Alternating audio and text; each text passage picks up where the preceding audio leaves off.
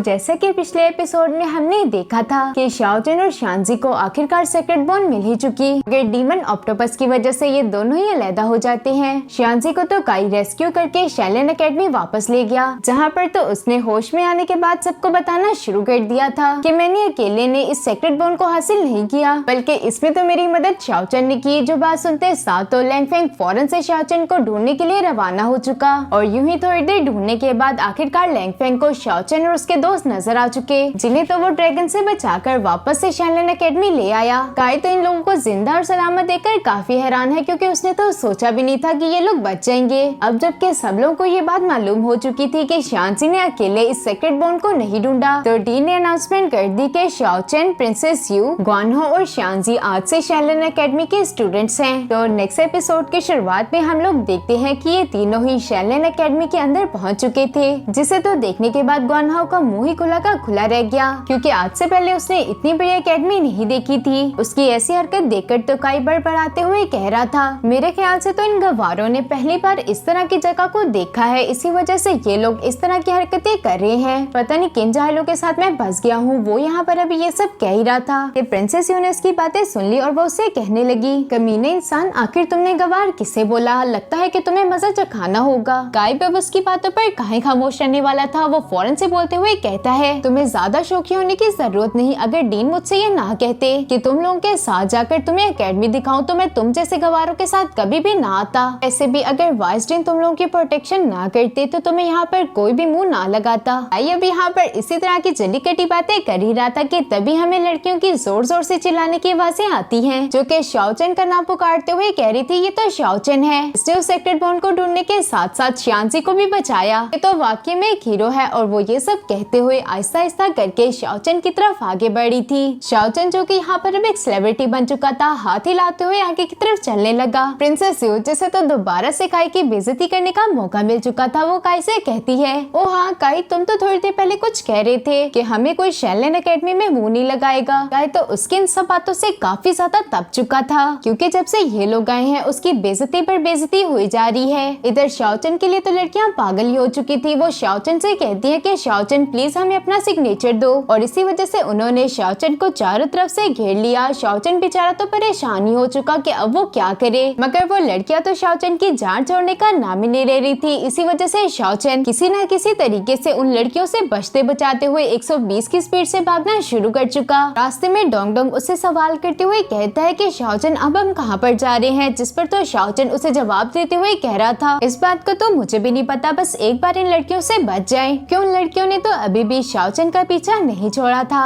और वो सब लोग ही शाओचन का शिकार करने के लिए उसके पीछे दौड़ लगा चुकी। शाओचन के यहाँ से जाने के बाद पीछे की तरफ मौजूद हम एक लड़की को देखते हैं, जिसने ब्लैक कलर की हुडी पहनी हुई थी। अब ये लड़की कौन है, इसके बारे में तो अभी हमें कुछ भी मालूम नहीं है। शाओचन, जो कि उन सब लड़कियों को चकमा देते हुए फाइनली अपने रूम में पहुंच चुका। डोंग डोंग, जिसने तो कुछ किया भी नहीं सिवाय शाओचन के कंधों पर सवार होने के, वो फौरन से आकर शाओचन के बेड पर लेटते हुए कहने लगा कि मैं तो बहुत ज्यादा थक गया हूँ। तभी यहाँ पर ग्वानहो भी आ जाता है, जो कि शाओचन से कह रहा था कि आज यहाँ पर वेलकम पार्टी होगी, तो तुम उसमें आना मत भूलना। पार्टी का नाम सुनकर तो डोंग डोंग को खाने की याद आ गई। इसी वजह से वो फौरन से खड़े होते हुए कहने लगा, वहाँ पर तो बहुत सारा डिलीशियस फूड होगा। मगर शाओचन तो डोंग डोंग की बातों को इग्नोर करते हुए ग्वानहो से सवाल करते हुए कहता है, आखिर उस पार्टी में कौन कौन जाएगा, जिस पर ग्वानहो बताता है, ये तो सुना है कि वहाँ पर शैलेन एकेडमी के सारे स्टूडेंट्स और टीचर्स आने वाले हैं। ये तो शाओचन के पास एक अच्छा मौका होगा लाइब्रेरी पवेलियन में जाकर वहाँ पर बुक्स को चेक करने का। इसी वजह से वो ग्वानहो के सामने कमर दर्द का नाटक करते हुए कहता है कि मेरी कमर में बहुत पेन है, जिस वजह से मैं पार्टी में नहीं आ सकता, तुम लोग अच्छे से एंजॉय करना।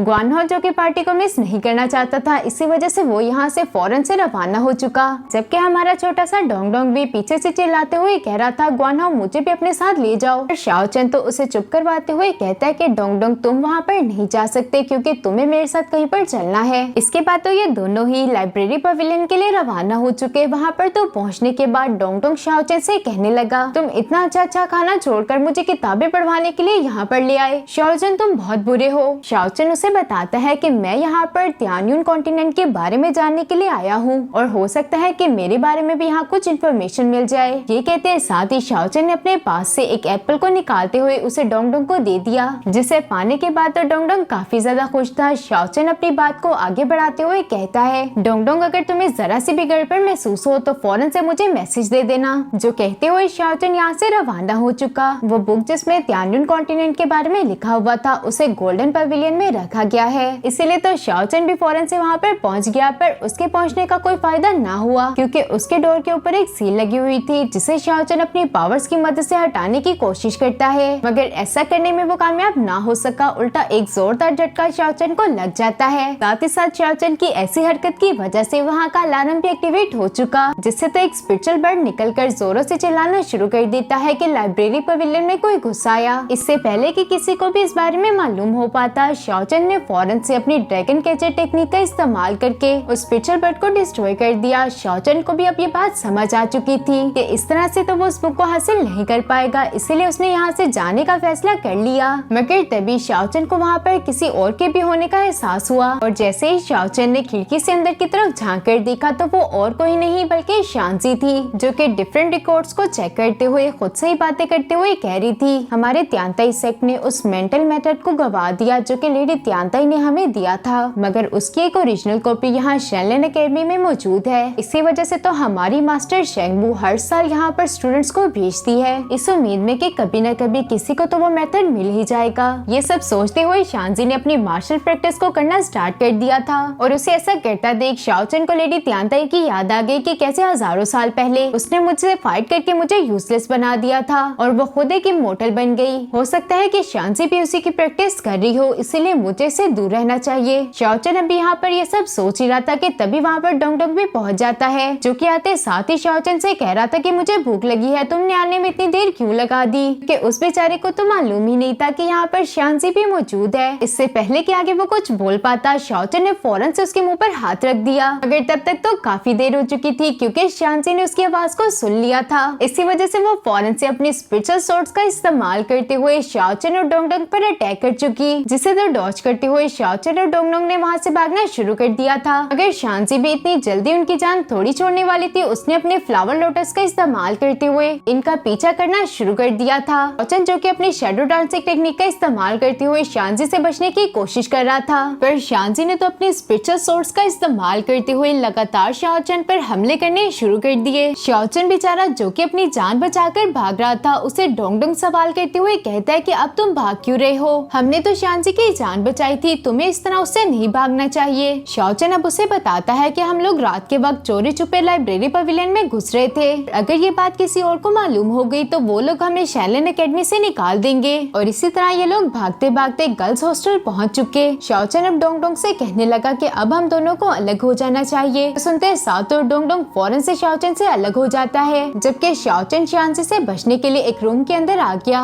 इस तरह से वो शांजी की नजरों से तो बच गया, पर एक और मुसीबत उसका इंतजार कर रही थी क्योंकि वो इस वक्त एक लड़की के रूम के अंदर खड़ा हुआ था और तभी वो लड़की भी टॉवल बांधे शाओचन के सामने आकर खड़ी हो गई। वो लड़की तो शाओचन को देखकर इतना ज्यादा डर चुकी थी कि उसने टॉवल को भी छोड़ दिया। ऐसा नजारा देखकर तो शाओचन की भी हालत खराब हो गई, मगर वो फिर भी उस लड़की को समझाते हुए कहता है कि मेरा ऐसा कोई इरादा नहीं था, प्लीज तुम मेरी बात पर यकीन करो। तभी वो लड़की दोबारा से खुद को ढांपते हुए जोरों से चिल्लाना शुरू कर चुकी और उसकी आवाज सुनते साथ तो शेनलन एकेडमी की सारी लड़कियां उसी तरफ आने लगी, जबकि उस लड़की ने भी अपने वेपन को बाहर निकाल लिया था। ये देखते साथ तो शाओचन वहाँ से भागना शुरू कर चुका, मगर खुशकिस्मती से उसे मुंह ढांपने के लिए कुछ कपड़े मिल चुके। इसी वजह से वहाँ मौजूद लड़कियों ने उसका चेहरा नहीं देखा। उन लड़कियों ने तो अपनी मदद को बुलाने के लिए हवा में सिग्नल्स छोड़ दिए, जिन्हें तो देखकर प्रिंसेस यू भी वहाँ पर पहुँच जाती है। वो भी शाओचन के फेस के कवर होने की वजह से उसकी शक्ल को नहीं देख पाई और उस पर गुस्सा करते हुए कह दिया कि तुम कितने कमीने हो, तुम गर्ल्स हॉस्टल में आकर क्या कर रहे थे, तुम्हारा ये घटिया फेस मैं सब लोगों को दिखा कर ही रहूंगी। ये कहते साथ ही अभी सिग्नल को भेजने ही वाली थी कि शाओचन ने फौरन से उस पर एक स्लैश अटैक लगा दी, जिसे तो डॉज करने के लिए प्रिंसेस यू को झुकना पड़ा और वो जैसे ही नीचे की तरफ झुकी तो शाओचन तेजी के साथ मूव करते हुए फौरन से उस सिग्नल को पकड़कर यहाँ से रवाना हो चुका। इसीलिए प्रिंसेस यू बाकी की लड़कियों से कहने लगी कि चलो अलग अलग होकर उसे ढूंढते हैं। इसके बाद तो इन सब लोगों ने अलग अलग होकर शाओचन को ढूंढना शुरू कर दिया था। इधर छोटा सा डोंगडोंग भी भागते भागते शाओचन से काफी दूर आ जाता है कि तभी उसे एक एप्पल नजर आ गया, जिसे देखकर तो वो काफी ज्यादा खुश था और वो उसे फौरन से पकड़ते हुए एक बास्केट के पीछे छुप गया ताकि वो आराम से इस एप्पल को खा सके। मगर तभी यहाँ पर शांजी भी पहुँच गई, जो कि डोंगडोंग को ही ढूंढ रही थी। डोंगडोंग जो कि उसकी ज्यादा परवाह ना हाँ करते हुए फौरन से अपने एप्पल को खाना शुरू कर चुका। पर बेचारे की तो किस्मत ही खराब थी, क्योंकि जैसे ही उसने एप्पल खाया तो उसे वैसे ही डकार आ जाता है। ये आवाज तो शांजी ने भी सुन ली थी, इसीलिए वो फौरन से आकर बास्केट को साइड पर हटाते हुए डोंगडोंग को पकड़ लेती है। इसके बाद सीन शिफ्ट होकर यहाँ शाओचन पर आ जाता है, जिसने तो प्रिंसेस यू को चकमा दे दिया था कि अचानक से उसे किसी के हंसने की आवाज आई। इसीलिए शाओचन फौरन से अपनी सोर्ड को बाहर निकालते हुए सवाल करके कहने लगा कि तुम कौन हो, जल्दी से बाहर आओ। बंदा खुद तो बाहर नहीं आया, बल्कि उसने शाओचन पर एक नीडल से अटैक कर दिया, जिसे तो शाओचन ने वक्त रहते ही डॉज कर लिया था। साथ ही साथ शाओचन को भी याद आ गया कि इस तरह के नीडल्स को तो उस विच के पपेट्स यूज कर रहे थे,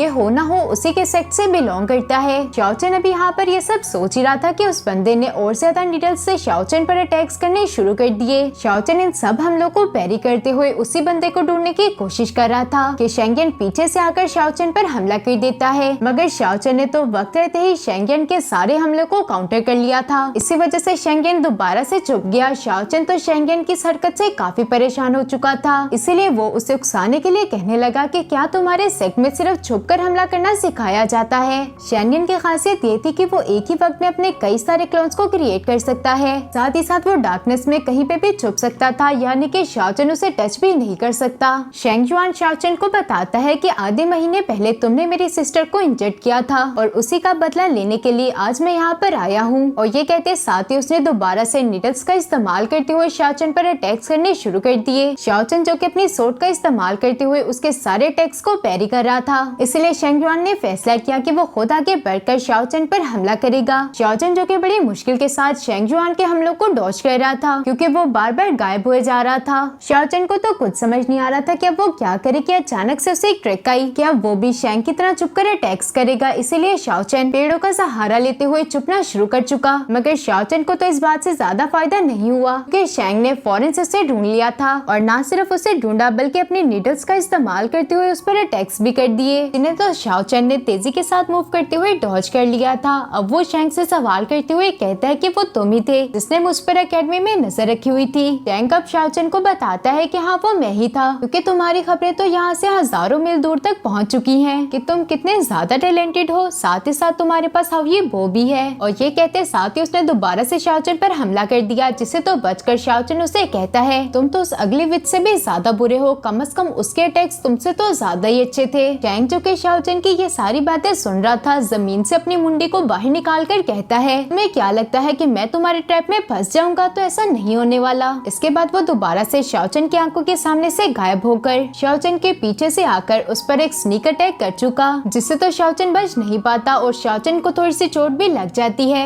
इन सब चीजों के बावजूद शाओचन तो अभी तक यही सोच रहा था कि आखिर वो इसे कैसे हराए, कि तभी उसे काई की कही हुई बातें याद आने लगी कि शेनलैंड एकेडमी में कोई भी जिंदा क्रिएचर नहीं आ सकता। और इस बात से तो शाओचन को समझ आ गया कि शेंग एक शैडो है। शाओचन अब यहाँ पर ये सब सोच ही रहा था कि अचानक से शेंग ने उस पर दोबारा से अटैक कर दिया, जिसे डॉज करने के लिए शाओचन पीछे की तरफ हट गया। शेंग जो कि किसी भी कंडीशन पर शाओचन को जिंदा नहीं छोड़ने वाला, वो शाओचन से कहता है अच्छा तो तुम काफी स्मार्ट हो, चलो फिर मेरे इस मूव का मुकाबला करके दिखाओ। और ये कहते साथ ही उसने वहाँ पर अपने बहुत सारे क्लोन्स को क्रिएट कर लिया था, जो कि सीधा आगे की तरफ बढ़ते हुए शाओचन पर अटैक्स कर देते हैं, जिन्हें तो शाओचन अपनी सोर्ड का इस्तेमाल करते हुए डिस्ट्रॉय कर चुका। तभी शेंग ने वहाँ पर अपने और ज्यादा क्लोन्स को क्रिएट कर लिया, जो कि शाओचन पर स्नीक अटैक करने वाले थे। कि वक्त रहते ही शाओचन अपने सामने हेवनली शील्ड को क्रिएट कर लेता है, मगर उसकी ये शील्ड उन क्लोन्स को ज्यादा देर के लिए रोक ना पाई और शाओचन उन क्लोन से टकरा कर पीछे की तरफ आ गिरा। साथ ही साथ शेंग यहाँ पर शाओचन से कह रहा था कि तुम जिस कोने में भी छुप लो, पर मैं तुम्हें ढूंढ लूंगा क्योंकि मैं डार्कनेस हूँ। और ये कहते साथ ही उसने वहाँ पर ढेर सारे शैडो क्लोन्स को क्रिएट कर लिया था, जो कि सीधा शाओचन की तरफ ही आगे बढ़े हैं। शाओचन अपने सोर्ड और पावर्स का इस्तेमाल करते हुए उनमें से कई सारे क्लोन्स को तो डिस्ट्रॉय कर चुका। उसे ये बात समझ आ चुकी कि वो इन सब का मुकाबला नहीं कर सकता, इसीलिए वो अपने मन में कह रहा था कि मुझे जल्दी से जल्दी छुपना होगा।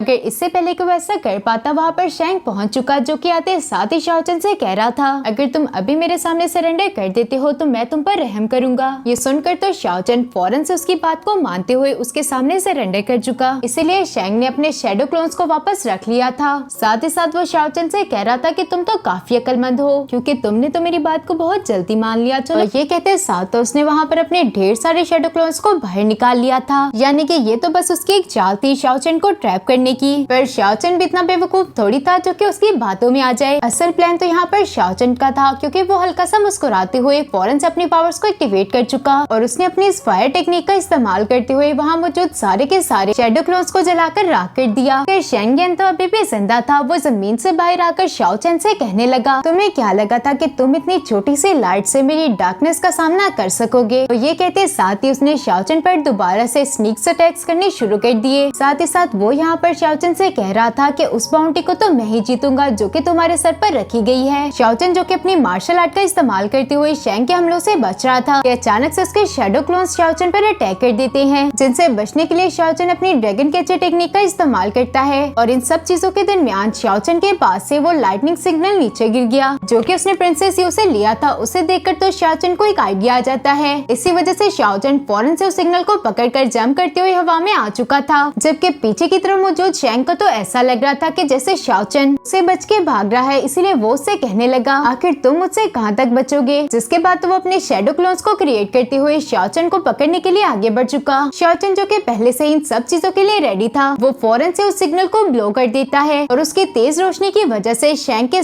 सारे शैडो क्लोन्स वहीं पर डिस्ट्रॉय हो चुके और शेंग भी कुछ देख नहीं पा रहा था। इसी मौके का फायदा उठाते हुए शाओ चैन ने अपनी सोर्ड का इस्तेमाल करके शेंग येन को इंजर्ड कर देता है, पर शेंग येन तो अभी भी हार मानने के लिए तैयार ही नहीं था। वो घायल होने के बाद भी शाओ चैन पर अपनी नीडल से अटैक कर देता है, जिसे तो शाओ चैन ने बड़ी आसानी के साथ काउंटर कर लिया था। इसके बाद तो शाओ चैन उसे एक जोरदार लात मारकर दूर पटकते हुए कहने लगा, तुम सरेंडर करते हो या फिर नहीं? तभी शेंग ने शाओ चैन को बिग ब्रदर कहकर पुकारना शुरू कर दिया था। शाओ चैन को तो कुछ समझ नहीं आता कि आखिर ये ऐसा क्यों कर रहा है। इसी वजह से वो उससे कहता है कि तुम्हें मुझे बिग ब्रदर बुलाने की कोई जरूरत नहीं, कि मैं तुम्हारा कोई भाई भाई नहीं हूँ। शाओ चैन अभी यहाँ पर ये सब कह ही रहा था कि अचानक से वहाँ की जमीन हिलने लग गई और जैसे ही शाओ चैन ने पीछे मुड़कर देखा तो शेंग का बड़ा भाई उसी की तरफ आ रहा था। शाओ चैन तो उसे यहाँ पर देखकर काफी ज्यादा हैरान है, क्योंकि उसने तो शाओ चैन को महसूस तक नहीं होने दिया कि वो यहाँ पर आ रहा है। डीमन भी अब धीरे धीरे चल के शाओ चैन के सामने आकर खड़ा हो चुका था, जो कि आते साथ ही शेंग की डांट लगाते हुए कहता है कि तुम इस जैसे कचरे को भी संभाल नहीं पाए। शाओ चैन को भी समझ आ चुका था कि अब उसे इसके साथ भी फाइट करनी होगी। इसी वजह से तो वो अपनी सोर्ड को भी रेडी कर चुका, जिसके साथ हमारा ये वाला एपिसोड यहीं पर खत्म हो जाता है। तो फिर मिलते हैं नेक्स्ट एपिसोड में, तब तक के लिए इतना ही, बाय बाय।